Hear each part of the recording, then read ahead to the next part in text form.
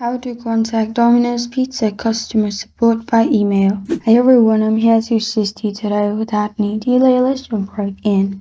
First, open Domino's page. Here in the website, simply scroll down to the bottom.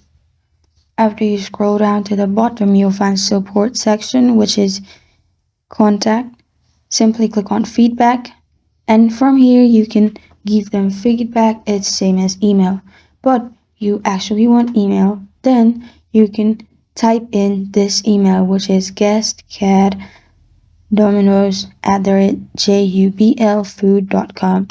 Send email in this one, and after you do that, you can add your messages, what you want to write, and send it to them.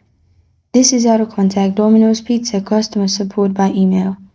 Thank you for joining me today. If this video helps you out, please leave a like and subscribe for more. Got a question or want to suggest a topic? Comment below. Thank you for watching.